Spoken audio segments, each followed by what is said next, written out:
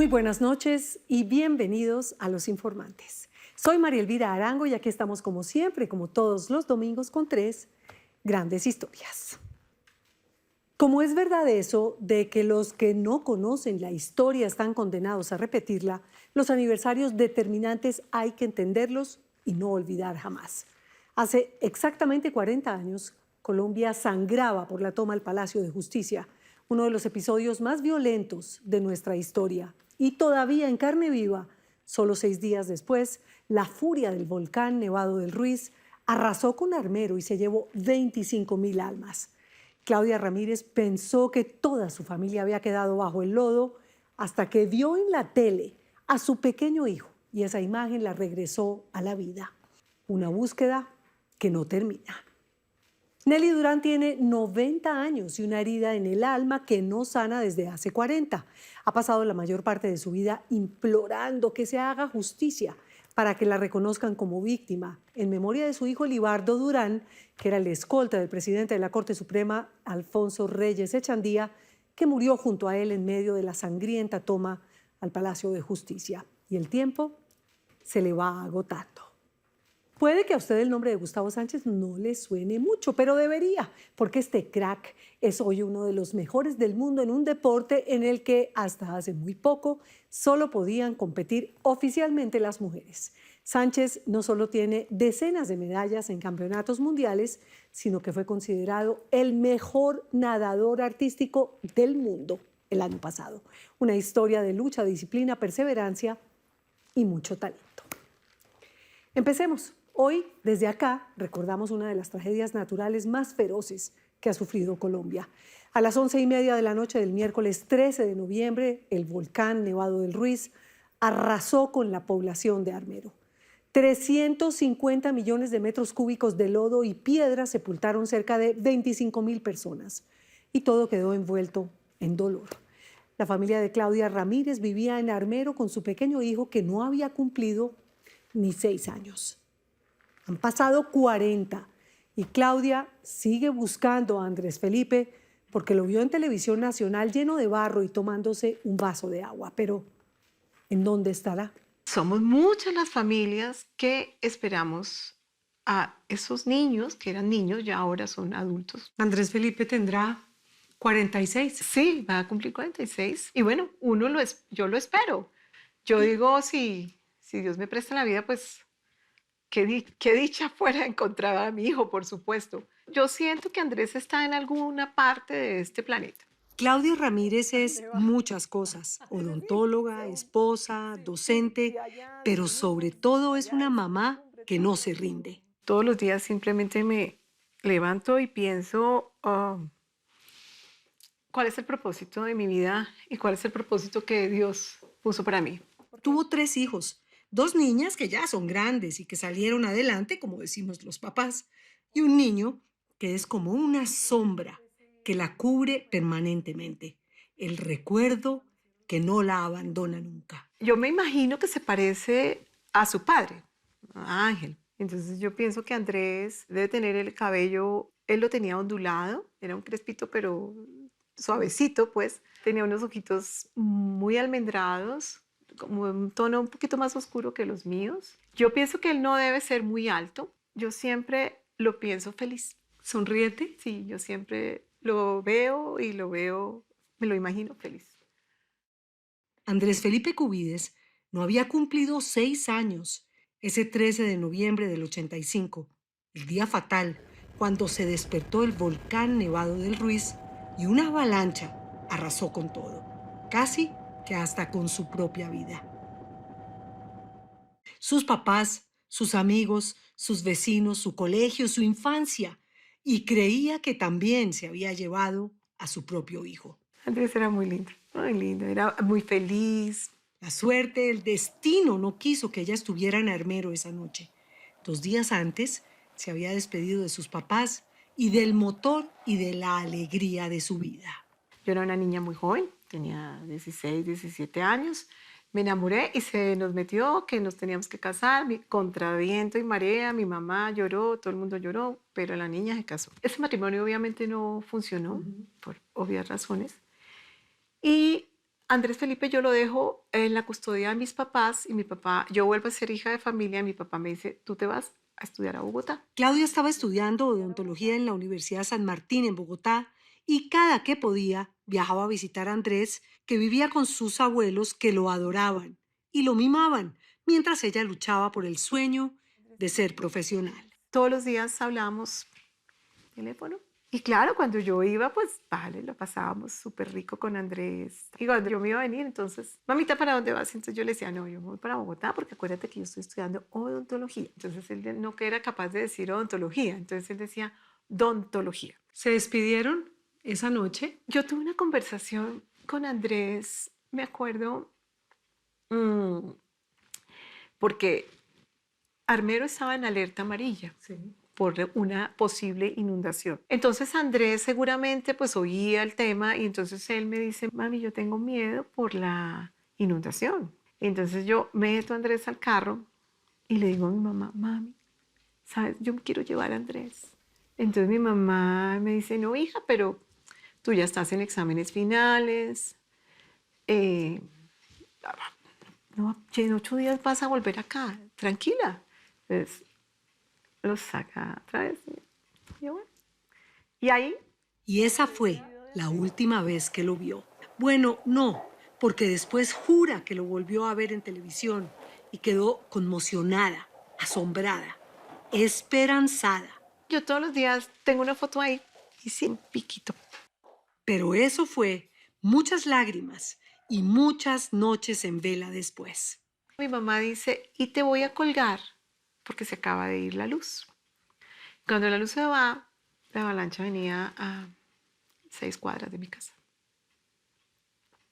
Esa es la última noticia que yo tengo de ellos. Acá están todos los niños usando botas porque él quería que la fiesta fuera de vaqueros. A las 11 de la noche una llamada la alertó de que algo había pasado en Armero, pero no había información ni forma de comunicarse. Yo empiezo a preguntarle a la gente, oye, ¿qué es lo que ¿qué pasa? Entonces alguien me dice, pues nadie sabe qué está pasando en Armero. Sabemos que pasó algo, pero no sabemos qué. Llamo a unos amigos de Armero y les dije, oiga, algo pasó en Armero, vámonos para Armero. ¿Y arrancaron carretera? Sí, por Cambao. Esa carretera era un desastre en esa época y en ese carro era un Renault 9, nunca se me olvida. Y cuando íbamos bajando, que llevábamos en la radio prendida, Oyeron la noticia. oímos la noticia. ¿Qué tipo de descripción podría hacer sobre lo que observó? Eso quedó todo lodo, borró casas, borró todo, es decir, desapareció todo el mundo. Yo creo que habrán ni un 5% estará con vida de lo que es Armero. Y el país, esa madrugada triste, se enteró por la radio de la tragedia en la voz de Yamid Amat. ¿Usted podría hablar de cuántas personas muertas? La mejor forma es que averigüen cuántos habitantes tenía Armero y de ahí saquen la cuenta de que no hay siquiera un 2% de los habitantes sobrevivientes, del resto casi todos murieron. Y llegamos hasta Armero, a la entrada de Armero. No, cuando yo vi eso, yo dije, acá no hay nada. O sea, yo veía hasta el otro lado, gris, había bruma. Yo encuentro allí una señora amiga y yo ya empiezo, ¿qué es? Y entonces ella me preguntaba, ¿dónde están mis hijos? Y yo le preguntaba, ¿dónde está el mío? Esa pudo ser la primera vez que preguntó por Andrés, la primera de millones y millones de veces. La misma pregunta sin respuesta que lleva haciéndose desde hace 40 años. Una búsqueda que no ha terminado todavía. Tengo recuerdos muy bloqueados. Yo no recuerdo muy bien cuántos días duré allí. Pero varios, ¿no? Hay testimonios que dicen que estuvo usted 10 días 10 allá. días, sí. Y es que es un duelo triple, ¿no? Una angustia. Usted Claro, buscando porque era a mi papá, mi mamá y Andrés, los amigos. o sea, todo uno y ya- todos habían desaparecido. Esos primeros días yo me quería era morir. Yo decía, yo no tengo por qué vivir, o sea, no. Y la búsqueda en los hospitales, No, en los eso- albergues. Eso fue dramático, eso era con los amigos. Iban a Villeta, a Cambao, o sea, donde decían que había niños. Ellos se iban y pasaba una cosa muy curiosa, como yo era muy joven, entonces no me creían. Que tenía un niño. Sí, yo llegaba con mi fotico, no, es que este es mi niño. Mm, Mm. ok. Usted no, sí señora. ¿Y el papá? Ángel No. pues, no sobrevivió a la tragedia. Pues obviamente yo buscaba pues a mi papá, a mi mamá, al que fuera. O sea, uno lo que quería era encontrarse una cara amiga y decir, ay, tú sobreviviste, o un niño, el niño de alguna amiga. Nada. No, Entonces, nada de nada. No había noticias por ninguna parte. eso fue espantoso porque la tragedia superó Sí. al Estado. La ministra de ese momento, que era Noemí Sanín, da la orden que le da el presidente, que era Belisario Betancourt, y él dice, los niños van a ser custodiados por el bienestar familiar. Pero el bienestar familiar nunca, hasta este momento, a mí me ha dado una respuesta, ni de mi hijo ni de los otros niños que yo vi. ¿Qué pasó con ellos? Pero usted fue a algún albergue y llegaba con su foto y decía, estoy buscando, por Andrés, favor. déjenme mirar los niños. No, porque no sé qué. Entonces, esto era una cantidad de niños, entonces uno ahí mirando por lo que podía. Entonces, yo busque con mi fotico, llévela muchas Y veces. estuvo en todas partes. Bogotá, Medellín, Girardot, Cali, Donde, a los donde alrededores. tú, mejor dicho, ¿dónde no he ido yo buscando a Andrés? Estados Unidos. ¿Estados Unidos? A Estados Unidos salieron niños. A Italia salieron niños. Sí. Abres 1000 puertas. Ujú. 1000 puertas. Lo esotérico, lo no esotérico, rezar. Por testimonios de amigos y la evidencia, que era contundente, hizo el duelo de sus papás y asumió que habían fallecido así no hubieran encontrado los cuerpos. Pero Andrés no. Con Andrés no podía hacer lo mismo. Andrés es diferente. Andrés, yo allí sentía como esa lucecita como... Nos mostró como si fueran un tesoro las fotos y los recuerdos de Andrés, de sus padres, de esa vida que se quedó enterrada en el barro en Armero. Ay, esa es divina con el perro, con Tilín Ramírez. Andrés era una cosa muy emocha. Los cumpleaños, las caras de Andrés, las fechas especiales, los almuerzos en familia, los amigos. Dígame un recuerdo bonito. Todos los recuerdos, María Elvira, que yo tengo de Armero son hermosos. Fui una niña feliz y bendecida. Y un día, pocos días después de la avalancha, se encendió con fuerza esa luz, esa esperanza. Un amigo vio a Andrés en la televisión. Él dice, yo me llamo Andrés y busco a mi mamá que se llama Claudia. Y yo, que me quería morir, entonces de pronto pienso, pero entonces no me puedo morir. O sea, ¿cómo me muero? ¿Y Andrés? Aunque nunca pudo ver ella la imagen, esa noticia, un niñito diciendo que se llamaba Andrés y que buscaba a Claudia, a su mamá, fue suficiente para confirmar lo que le decía a su corazón, que su hijo no había muerto en la tragedia. Y entonces se sacudió ese dolor de encima y decidió que tenía que vivir para encontrarlo. O sea, yo dije, tengo que estudiar, tengo que salir adelante, tengo que ser una... La universidad me becó y el resto, todos los días aparecía un ángel que me decía, ¿qué necesitas? Tómalo, ¿qué necesitas? O sea, yo pedía y mi Dios me daba. Se volvió a enamorar, se casó. Sí, yo me volví a enamorar, tengo 2 niñas hermosas. Y una noche cualquiera, es así muchos años después, casi 15 años después de la tragedia, escuchó la palabra Armero en televisión. Puso atención y lo vio. Ahí estaba Andrés. Ese era su niño ahí mismo, en la pantalla. Prendo el televisor y estaban en el programa Sobrevivientes. Ajá. Entonces estaba hablando el señor y inmediatamente sale un título ahí, dice Armero 1985. Y yo, ay, Armero. Y casi lo apago. Dijo, no, yo tengo que ser capaz De veras. de ver esto, porque yo no veía cosas de Armero. Cuando yo veo la segunda o la tercera imagen, sale Andrés y yo, ese es Andrés. Y yo brincaba y yo saltaba. Entonces, Y esa tarde, mientras lo recuerda en su apartamento, emocionados, todos, volvimos a ver la imagen. y ahí, ese es Andrés. Ay, Dios. Y entonces ves, él se ve perfecto, él solamente se ve con barro, pero es que, por ejemplo, la pantaloneta es una pantaloneta como roja, él tenía una pantaloneta rojita así, que era con cosita, una franjita blanca. Ese niño que aparece por segundos en cámara, que lo acompaña un señor con un reloj y no mucho más, es Andrés. Ella es su mamá y sabe mejor que nadie que ese es su hijo y que está vivo. Como madre, espero a mi hijo todos los días. No, entonces empieza uno a mirar el señor que está parado al lado, el reloj que tiene el señor. Yo buscaba periódicos de esa época a ver si veía a alguien con ese mismo reloj. Hoy quedo desbaratada. Agotada, claro. Hoy quedo desbaratada, agotada. Es muy fuerte. Es que no hay ni rastro de Andrés. Lo ha buscado sin descanso y no lo encuentra. Y lleva media vida con la misma pregunta entre los labios. Hijo mío, ¿dónde estás? Tengo 63 años, pues ya pasé la mitad de mi vida, ¿sí? Ya lo voy a seguir haciendo hasta el día que me muera. Pero ella no se rinde. Que ya desde entonces no he parado. He contado muchas veces la historia porque es la única manera de que se sepa. Golpeó puertas, viajó, preguntó por todos lados, mandó cartas, fue a casas de adopción, llegó a Armando Armero, la fundación que busca niños de los que nadie da razón, embajadas, revisó prensa, archivos y nada. Lo que yo siento es que Andrés aún sigue vivo. Eso es lo que yo siento. Solo tiene esa imagen de su hijo vivo, tomando agua en televisión. Y claro, esa certeza de que es él en su corazón. Para encontrar a alguien, ¿hasta qué punto, no sé si ha pensado usted también, quiere uno que lo encuentre? Ya a estas alturas de la vida yo ya he agotado muchas cosas buscándolo, pero yo creo que ahora corresponde que Andrés me encuentre a mí.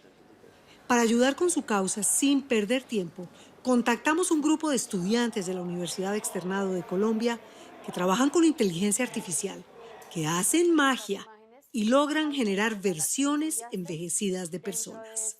Realizamos pues una labor de envejecimiento con la inteligencia artificial que lo que hace pues es ir envejeciendo el rostro de Andrés para nosotros eventualmente ya llegar a cómo se vería él hoy en día a sus 46 años. Es increíble porque la historia de Andrés es la historia de muchos otros niños y niñas que se perdieron. Así se vería hoy Andrés Felipe Cubides. Si usted lo ha visto o sabe algo de su paradero, por favor, se busca. El mensaje ahora es para las personas que tienen familias, que tienen niños de armero, que de pronto ellos pues no conocen su pasado, que les dejen saber que ellos son los muchachos de armero y que les cuenten la historia de verdad para que se puedan reencontrar con nosotros, sus familias, que siempre los hemos estado esperando y buscando, y podamos cerrar ese ciclo. Y a las familias, que todo hay que decirlo legal o ilegalmente, tienen un hijo de armero, es hora de dar un paso al frente. Hay dolores que necesitan sanar, así haya pasado el tiempo, y encuentros que siguen siendo como de vida o muerte. Entonces pues esperamos que sí realmente sea algo pues de ayuda para ti y de ayuda pues también para todas las familias que están buscando a sus hijos. Claro que va a ser de mucha ayuda, y hay una cosa súper especial en todo este proceso, y la historia de Armero es una historia que nunca se debe olvidar para que jamás se vuelva a repetir. A pesar de que el mundo es muy grande y las probabilidades pocas, si fuera cierta esa leyenda oriental del hilito rojo invisible que conecta a aquellos que están destinados a encontrarse, sin importar tiempo, lugar o circunstancias, y que se puede estirar o contraer, pero que nunca se rompe, y además la esperanza que nunca se pierde, entonces, ¿por qué no? Se vale soñar.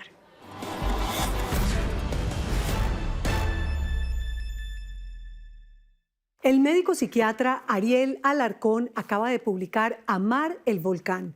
Él estuvo sepultado 2 días bajo el lodo, perdió una pierna y a su novia embarazada del hijo que esperaban. Sobrevivir y rehabilitarse ha sido un desafío que convirtió en este libro con lecciones sobre trauma, resiliencia y la capacidad que tenemos los humanos de sobreponernos a la adversidad. Los espero después de comerciales. Nelly Durán no se quiere morir sin que se haga justicia con su hijo asesinado en el Palacio de Justicia hace 40 años. Y es que no le queda tiempo. Ya nos vemos. Hace 40 años, un grupo de 35 guerrilleros del M-19 entró al Palacio de Justicia e inició una toma de rehenes que rápidamente se convirtió en una masacre.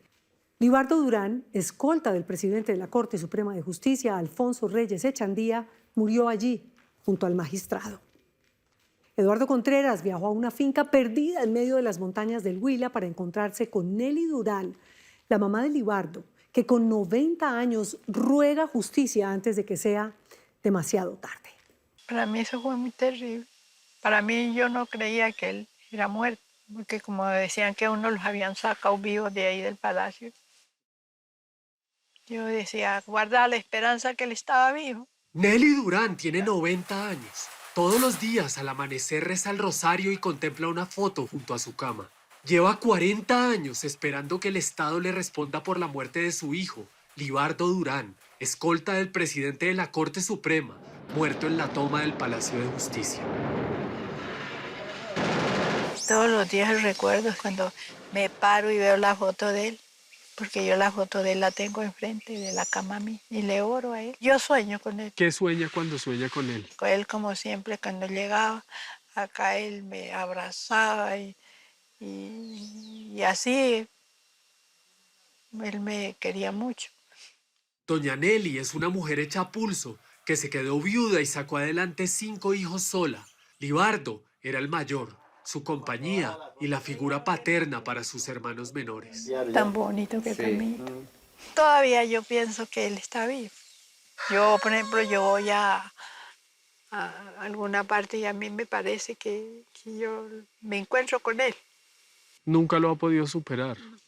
Doña Nelly nació en esta finca perdida en medio de las montañas del Huila, a la que se llega luego de 3 horas de camino desde Neiva, por una carretera en la que solo transitan camionetas 4x4. Aquí también creció Libardo, que muy joven decidió ir a Bogotá. Quería terminar el colegio y buscar un trabajo para ayudar a su familia. Libardo, ¿cuántos años tenía cuando se fue de esta finca? Unos 15 años. Y él se fue para Bogotá y él dijo que él quería, pues, ganar más platica, ¿no? Libardo entró a la Policía Nacional. Desde Bogotá ayudaba a sus hermanos y a su mamá. Le gustaba la cuestión de ser policía. Y como decían que a los pocos años se pensionaban, dijo, no, pues pucha, buscar el tiempo más corto para pensionar. Sin falta, cada año, en las fechas especiales, le enviaba cartas que doña Nelly conserva aún como un tesoro. Él me mandaba, pues, siempre para Navidad y para el Día de la Madre, él me mandaba, siempre me mandaba tarjeta. Tengo un calendario que mi hermano le envió el 12/12 del 83. Mami, ahí te mando este calendario para que lo guardes de recuerdo. Perdóname por no poderte enviarte algo más, pero después te cuento mis planes para el año entrante. Muchos recuerdos a todos en casa y que sean felices. Atentamente, Libardo. Pues nosotros no tenemos dinero. Pues vivimos acá, ordeñamos por ahí unas 4 vaquitas, de eso nos sostenemos. Y él era el que me colaboraba, él me mandaba platica. Libardo estaba feliz. Tenía 27 años cuando fue asignado al esquema de seguridad que acompañaba a uno de los hombres más poderosos y respetados del país en ese momento, Alfonso Reyes Echandía, presidente de la Corte Suprema de Justicia. El Ministerio de Hacienda no hizo posible que ese proyecto original pasara. Sí. ¿Y cómo le contó él que él había logrado llegar allá a la Corte a ser el guardaespaldas del doctor Reyes Echandía? Como él hizo el curso de policía y entonces él estuvo en el F2 y entonces iban sacando como los mejorcitos para esas cuestiones delicadas. Libardo, junto al sargento Jaime Benítez, su compañero, eran la sombra del magistrado Reyes Echandía, un cargo de altísimo riesgo. En Colombia, las balas y el terror empezaron en abril del 84 con el asesinato del ministro de Justicia Rodrigo Lara Bonilla en medio de la guerra contra el narcotráfico. Mientras el proceso de paz que adelantaba el gobierno del presidente Belisario Betancur con la guerrilla del M-19 fracasó. Las amenazas contra el presidente de la Corte eran constantes. antes del fallecimiento de él estuvo en la casa. Yo le preguntaba a mi hijo cómo le va. Le dijo, no, tío, esto es cruel porque uno tiene que estar pendiente de este señor y pues es de cuidado. Y me tiene con vaina, es que a nosotros en el carro que andamos nos dejan muchos sufragios. Casi todos los días nos mandan un sufragio. Y las amenazas se cumplieron. Esa mañana del miércoles 6 de noviembre de 1985, en el que un grupo de guerrilleros del M-19 se tomó el Palacio de Justicia, doña Nelly escuchó la noticia en radio, pero estaba tranquila porque su hijo Libardo no le había dicho que trabajaba allí para no preocuparla. Yo sabía era que estaba en la calle de policía, pero yo no sabía que él estaba ahí en el Palacio de Justicia. A las 2 de la tarde todo era caos. Columnas de humo salían de las ventanas del edificio por los enfrentamientos de la guerrilla con la fuerza pública que intentaba retomar el control del palacio. Hay 2 tanques apostados que intentan ingresar al interior de la Corte Suprema de Justicia. Y cuando usted comenzó a escuchar que se tomaron el palacio, ¿qué pensó? Yo estaba trabajando en una empresa ahí abajito de San Andresito, cuando oímos los totazos, porque se oían los totazos de allá y qué tal. ¿Y qué sería que lo que pasó? El jefe mío me llamó. ¿Usted tiene familiares en el Palacio de Justicia? Le dije, sí, hay un sobrino que está trabajando allá. Dijo, se váyase porque están llamando personal para que encuentren la familia porque pues, eso está en un incendio del Berriondo. El presidente de la Corte, Alfonso Reyes Echandía, intentó comunicarse varias veces con el presidente de la República para pedirle un cese al fuego, pero nunca atendió su llamada. La declaración que dio a la radio da cuenta del horror que se vivía en el Palacio de Justicia. Libardo estaba allí junto a él. Estamos aquí rodeados de personal del M-19. Por favor, que cese el fuego inmediatamente. Es urgente, es de vida o muerte. Estamos con varios magistrados, un buen número de magistrados y de personal subalterno. Pero es indispensable que cese el fuego inmediatamente. Lo que comenzó con 35 guerrilleros del M-19 que se tomaron el palacio, exigiendo un juicio contra el presidente por el supuesto incumplimiento del proceso de paz con esa guerrilla, terminó convertido en una masacre. En medio del fuego y las balas, al menos 94 personas murieron en el Palacio de Justicia entre el 6 y el 7 de noviembre de 1985. A Manuel, el tío de Libardo, y a su familia solo le entregaron una bolsa con los supuestos restos calcinados de su sobrino. Usted no pudo reconocer nada. Eso, un pedazo como de carne quemada ahí. ¿Y por qué le dijeron que era él? Dijo, este reloj estaba ahí al pie de Libardo. Y este era Libardo porque pues estaba el presidente de la Corte, Benítez y Libardo, y ahí estaban los tres. Benítez era el otro guardaespaldas. Benítez era el otro guardaespaldas. Con las dificultades de comunicación de la época, doña Nelly salió de su finca en las montañas 2 días después de la entrega de los restos a sus familiares. Se enteró en medio del viaje de la muerte de su hijo Libardo. Ese, sin duda, ha sido el día más amargo en su vida. Cuando llegamos los Rabotá ya lo habían enterrado, yo no lo pude ver, no lo vi, y es muy terrible para mí.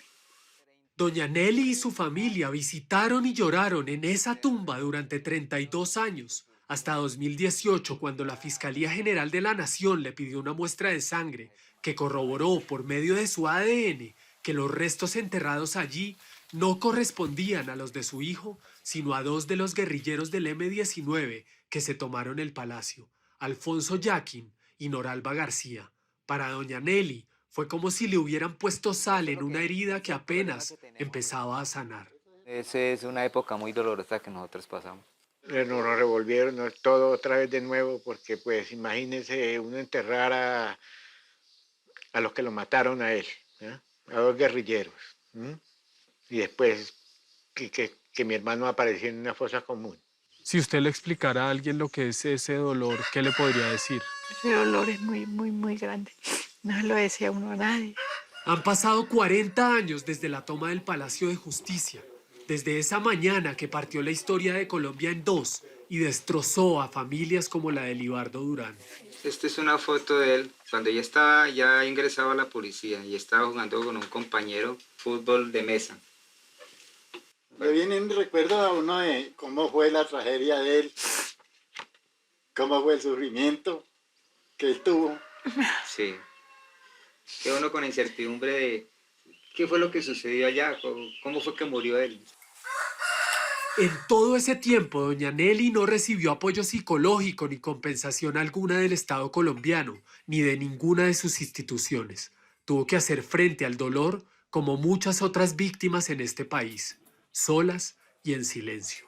Nosotros del gobierno no hemos recibido nada. Un apoyo para nada. Olvidadas Completamente. Y con ese dolor tan berraco que ella mantiene, porque todavía ella sufre mucho. Y ni un mejoral le dieron para el dolor de madre, ¿no? La vida tuvo que seguir su curso y las heridas 40 años después siguen sin cerrar. A mí no se me olvida. Lo tiene Yo presente todo tengo el tiempo. presente la fecha cuando se tomaron el Palacio de Justicia, todo, y a mí no me olvida. En las tardes, desde la finca de doña Nelly se ve brillar el agua de la represa del Quimbo. Le gusta contemplar el paisaje y salir a caminar. A sus 90 años, esa es su terapia. Así ha encontrado un poco de paz. ¿Qué es lo que más le gusta de esta finca? Yo me amaño mucho por la tranquilidad. A mí el ruido en el pueblo me fastidia. Y yo vengo acá y yo me siento... Se sienta acá a contemplar. Yo salgo y me pongo a orar. Y después me pongo a ver de las matas, por ahí. El proceso por la responsabilidad del Estado colombiano en la muerte de Libardo Durán sigue en curso. Fue fallado a favor de doña Nelly en primera instancia en 2023, pero fue apelado por el Ministerio del Interior y se encuentra actualmente a la espera de un fallo definitivo en el Tribunal Contencioso Administrativo de Cundinamarca. Doña Nelly tiene 90 años y cree que le queda poco tiempo. Ella solo espera que la vida le alcance para ver que se haga justicia en memoria de su hijo.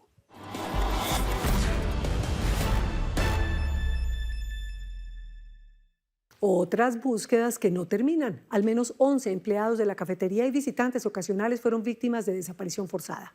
Y hasta hoy también se desconoce el paradero de varios de ellos. Sobre los 40 años del Palacio Mural de Ricardo Silva Romero acaba de salir del horno. Mezcla de ficción y realidad es otra mirada de lo que pasó hace 40 años. Los espero después de comerciales. Un deportista que no solo es el mejor del mundo, sino que se abrió espacio, uno que parecía imposible. Él es bendito entre todas las mujeres. Ya nos vemos. Gustavo Sánchez sabe lo que es sentirse juzgado, y todo por practicar un deporte que hasta hace pocos años estaba reservado para las mujeres. Entonces, con su nadadito de perro, bueno, es todo menos eso, se convirtió no solo en el mejor nadador artístico de Colombia, sino también en uno de los mejores del mundo. Diego Rubio se echó al agua con este superatleta que baila y hace piruetas como pez en el agua y con la suerte de estar siempre bendito entre las mujeres. A mí siempre me encantaba la natación artística, pero claramente como era un deporte femenino nunca lo vi como en mi radar o en mis posibilidades de entrenarlo. Así como hace muchos años era impensable que una mujer boxeara, jugara rugby o incluso fuera futbolista, hubo también una época en la que no solo era mal visto, sino que no estaba permitido que los hombres compitieran en ciertos deportes profesionalmente. Por ejemplo, la natación artística o nado sincronizado. En los Olímpicos 2012 me acuerdo mucho en buscarlo en la televisión para verlo porque lo admiraba mucho. Cuando hacía waterpolo subía la pierna, jugábamos a remedar a las chicas que entrenaban aquí en la de clavados. Y yo decía, esas mujeres son unas cracks, admiro, todo es espectacular. Pero por más espectacular que le pareciera ese deporte en el que las mujeres bailaban en el agua y montaban coreografías y hacían acrobacias, Gustavo no podía ni siquiera soñar con aprenderlo. No existían academias masculinas ni equipos que lo recibieran. Y además, aunque suene prehistórico decirlo, le repetían con desprecio que los niños de verdad no solo no lloran, sino que no practican ninguna actividad tradicionalmente femenina. Claramente hubieron miradas, quizás gente pudo juzgar. Mi papá tampoco aprobaba que yo hiciera natación artística. ¿Papá no aprobaba? No aprobaba. ¿Y qué le decía? Decía, no, te van a criticar, es un deporte para mujeres, no hagas eso. Pero las cosas han cambiado. Los tiempos y los prejuicios han cambiado. Hoy los hombres ya pueden participar en competencias oficiales de natación artística. Y Gustavo Sánchez ya es un profesional en la materia. Exitosísimo, además. Y su papá suena duro, pero su papá tuvo que tragarse sus palabras. Fue chévere porque también vi el proceso de como callarle la boca a esa gente que no creía, que de pronto juzgaba, como mi papá que no creía que no iba a lograr nada en este deporte con mis resultados. Tal cual lo acaba de oír. Hey, soy campeón mundial. Hoy, el colombiano Gustavo Sánchez es uno de los mejores nadadores artísticos del planeta. Compite en las categorías individual, dúo mixto y por equipos de 8 nadadores.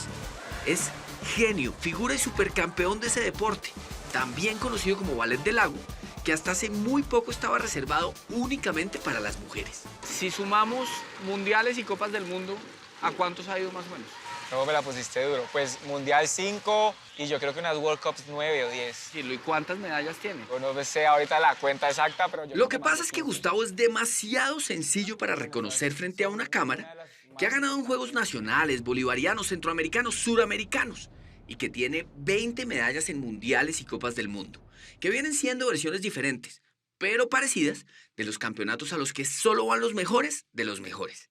Es tan, pero tan crack, que recibió un premio que lo convierte en una especie de Messi o Cristiano Ronaldo de la natación artística. ¡Wow! No, me erizo porque jamás... Me ericé, ¿verdad? Sí, me emparo, me ericé. Claramente fue un sueño, pero que llegara a ser coronado por World Aquatics, que es la Federación Internacional de Natación, como el mejor nadador del mundo. Soy el primer latinoamericano que se lo ha ganado, entonces creo que vale el triple también por el esfuerzo que ha sido. Mejor nadador artístico del mundo. Del mundo. Del año 2024. Los hombres pueden participar en competencias oficiales de natación artística hace 10 años. Y hoy menos de un 5% de los participantes en campeonatos internacionales son del género masculino. Ver a Gustavo en vivo y en directo deslizarse por el agua y hacer figuras imposibles y moverse patas arriba al ritmo de la música es descrestante. Él lo describe como un arte maravilloso y complejo. ¿Qué es la natación artística? Explíqueme como si yo tuviera 3 años. Complemento de varios deportes, como es la natación, como lo es la gimnasia y como es el baile. Entonces es un deporte en el que tenemos que estar en bastante hipoxia porque estamos respirando y nos tenemos que volver a meter en el agua. No podemos tocar el suelo. Todo el tiempo estás interpretando una rutina, te puntúan la impresión artística y también la ejecución de tus movimientos. Entrenar preparación física, entrenar coreografía, entrenar flexibilidad, entrenar expresión corporal, entrenar la apnea, o sea, son muchos parámetros para que una rutina que dura 3 minutos salga brillante. Y todo esto sonriendo. Exacto, con buena cara. Irina Rodríguez es asesora internacional de la Federación Colombiana de Natación Artística, algo así como una entrenadora de entrenadores de la Selección Colombia. Es española, como su acento bien la delata, profesional del nado sincronizado durante más de 10 años, múltiple medallista mundial plata olímpica en Pekín 2008. Es decir, conoce el deporte como pocos. Seguimos pensando, es un deporte femenino. Pues yo opino que hay que romper muchos estereotipos y que quizás las creencias sociales están muy instauradas y yo soy de la opinión que todo es para todo, ¿no? Y que cada uno tiene que escoger su camino, en que se siente cómodo y no determina su condición sexual para nada. La profe Irina conoce a Gustavo hace unos 9, 10 años y desde la primera vez que lo vio quedó encantada. Y no solo por el talento, que es evidente, sino porque existiera semejante máquina de la natación artística en un país donde ese deporte sigue siendo tan minoritario, tan desconocido, tan nuevo, tan poco publicitado. Él tiene 3 medallas mundiales en solo masculino. Primeras medallas para Colombia en natación artística. Es una persona que ha roto barreras, que es valiente. ¿Qué le diría a un niño que de pronto dice, oiga, estoy practicando un deporte que dicen que es de mujer? Que literalmente a palabras necias, oídos sordos y que crean en él mismo. Así ni los papás crean en él. Yo creo que soy el mayor ejemplo de que los sueños se cumplen si se trabajan por ellos. La verdad, esas piscinas me vieron crecer. Gustavo Sánchez nos cita en Cali, su ciudad natal. De entrada nos dice que es un caleño de manual, de esos que usan el B para todo. Alegre y hablador, amante del pan de bono y la lulada, bailarín de campeonato. ¿Baila salsa? Sí. ¿Dónde baila mejor salsa? ¿En el agua o afuera del agua? En el agua siento que es mejor, pero en la tierra también me defiendo. Este bailarín de salsa acuática nos advierte que tiene poco tiempo libre. Y eso en su mundo significa que pasará poco tiempo fuera del agua. Así que le proponemos meternos cámara en mano hasta el fondo de la piscina para captar todos sus movimientos subacuáticos. Él acepta y nos cita en el entrenamiento de la Selección Colombia de Natación Artística. ¿O nado sincronizado? ¿Nado sincronizado o natación artística? Es lo mismo, pero quisieron envolverlo todo en el mundo de la natación y ahora se llama natación artística. O sea, sigo nado sincronizado, quedo como un viejo que no tiene ni idea. Sí, desactualizado. Gustavo es el único hombre de la Selección Colombia en la categoría de mayores. Sufre de exceso de amabilidad y de carcajada fácil. Algunas de sus compañeras nos piden que notemos su tren superior en forma de triángulo. No tiene un solo pelo en el cuerpo, como buen nadador. Explica que es para poder desplazarse mejor entre el agua. Cada detalle cuenta. Nos pide que lo entrevistemos en su lugar feliz, la piscina pública donde dio algunas de sus primeras brazadas y de donde, dice, poco ha salido desde entonces. ¿Todos los días se mete al agua? Menos domingo. ¿Cuántas horas más o menos al día? De 10 a 12 horas. Pueden ser 60 horas a la semana. Es mucho. Yo siento que paso más en la piscina que en mi propia casa. Repite apelando al lugar común que el agua es su elemento natural, que la piscina es su oficina, que la música que suena bajo el agua gracias a un parlante subacuático es su banda sonora y que el vestido de baño pegado, ese que algunos profesionales llaman espido y los ignorantes en el tema llamamos tanga, es su overol, su uniforme de trabajo. Esta es mi vida. Oler a cloro es mi perfume. Gustavo Adolfo Sánchez Acero tiene 25 años en la tierra y 19 en el agua. Mejor dicho, nació hace 25 años pero volvió a nacer cuando aprendió a nadar, a los 6. Quienes lo conocen de toda la vida repiten que era un niño muy activo. No se quedaba quieto ni amarrado. Por eso, sus papás buscaron un deporte que le exprimiera la energía. Yo mantenía en el colegio, en la enfermería, porque me subía a los árboles, me subía a los techos. Es que la natación, que fue un método o una táctica de sus papás para que quemara energía. Es claro, para quemar energía, salía del colegio y me traían para acá para que llegara a la casa de una a dormir. Sus primeros triunfos llegaron en la natación de carreras. Dicen que nadaba como si tuviera un motor en la espalda. Recibió trofeos locales y departamentales, participó en varios campeonatos nacionales. Se perfilaba como una verdadera promesa de la natación de velocidad, hasta que un accidente lo alejó del agua. En el colegio, jugando, casi me moché un dedo, paré 2 años por la recuperación y cuando volví pues ya no era lo mismo. ¿Qué le pasó en el dedo? Con una puerta casi me lo moché, literal quedó colgando de un hilo, me llevaron a urgencias, a reconstrucción del dedo, me pusieron clavo. O sea, fue bastante traumático. ¿Usted me cree si yo le digo que a mí me pasó exactamente lo mismo? ¿En serio? Cállate. Ay, sí. Y se parece. Por una de esas coincidencias rarísimas, el periodista y el entrevistado somos hermanos de dedo. Pero volvamos a la historia de esta fiera acuática, que es lo que realmente importa. El caso es que volvió a la piscina después del accidente. Pero esos rivales a los que antes vencía, ahora lo pasaban con facilidad. Entonces practicó waterpolo y resultó buenísimo. Luego intentó con los clavados y, oh sorpresa, tampoco lo hacía nada mal. Como un pez en el agua, literalmente. Pues, o sea, en los deportes en general, pero en los de agua también sobresalía demasiado. Es un espacio en el que me siento súper libre, súper, como muy cómodo. Hasta que le llegó una sorpresa inesperada que cambiaría el rumbo de su carrera deportiva. Él no lo sabía, pero hacía algunos meses que los hombres ya podían participar en competencias de natación artística. Y una amiga de la selección del Valle del Cauca lo invitó a su equipo. Gustavo tenía 16 años. Nos encontramos un día en unos 15. Ella me dijo como que, ve Gus, necesitamos un favor, te necesito. Estamos perdiendo unos puntos porque Antioquia tiene a un chico y nosotros no tenemos chicos y si nadie se presenta no tenemos puntos. Necesitamos que por lo menos te tires a chapotear conmigo. Pero este crack no chapoteó ni se ahogó haciendo piruetas patas arriba, como lo habría hecho cualquier novato. Todo lo contrario, fue capaz de seguir los movimientos con tanta naturalidad, con tanta fluidez, con tanta elegancia, que dejó boquiabierto a más de uno. La entrenadora Janet, que es la entrenadora de Selección Colombia por muchos años, dijo, ese niño va a ser muy bueno, pónganle atención. Nosotros cuando le estábamos haciendo la evaluación, pues empezamos a decirle que hiciera algunos gestos y eso, y él les salió impresionantemente rápido. Janet Hatiuska tiene abuelo ruso, padre cubano y madre colombiana. Cumplió 60 años y practica natación artística desde los 8. Fue entrenadora de la Selección Colombia y acaba de ganar el título mundial categoría senior en Hungría. Todavía entrena todos los días y solo nos pone una condición para poder entrevistarla, que no la hagamos salir del agua, su hábitat. Gracias por recibirme una entrevista metida en la piscina. Eso no se ve nunca. Primera vez. ¿Qué tiene Gustavo que lo hace tan bueno?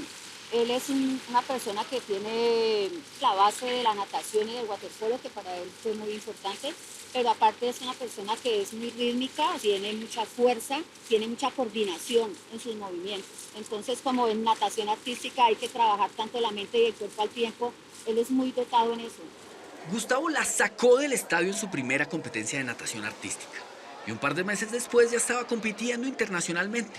Y casi sin darse cuenta, pasó de joven promesa a profesional hecho, derecho y ganador.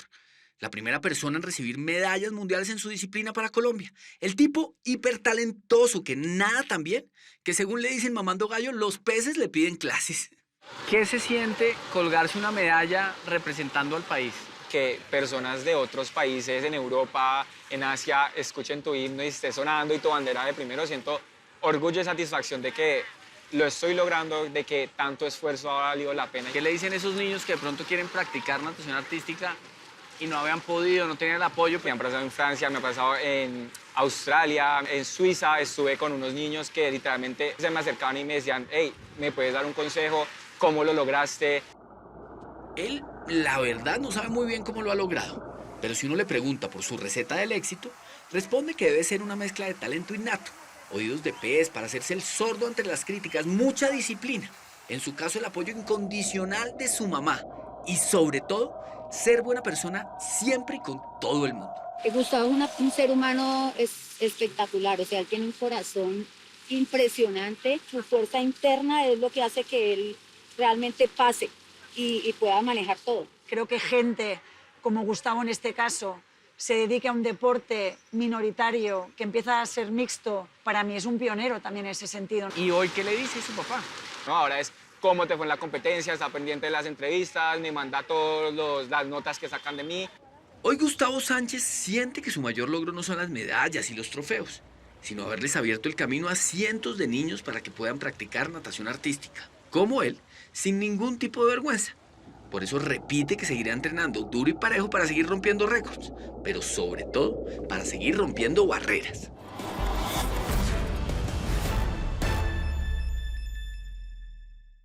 La natación artística en las categorías de dueto mixto e individual masculino no es un deporte olímpico. Gustavo espera que el comité los apruebe pronto, pues ahí tendría opción de traer una medalla olímpica para Colombia. Mucha suerte. Si tiene alguna historia que contarnos, escríbanos a losinformantes@caracoltv.com.co. O si quiere volver a ver alguna de nuestras historias, síganos en Facebook, en nuestro canal de YouTube y ahora también las puede ver en DITU. Descárguelas y repítalas cuando quiera. Pero en séptimo día, madres denuncian lugares que tenían a cargo el cuidado de sus hijos y terminaron siendo maltratados y vulnerados. No se lo pierdan. Nosotros nos vemos como siempre. Los espero el próximo domingo con otras 3 grandes historias. Buenas noches. Que descansen.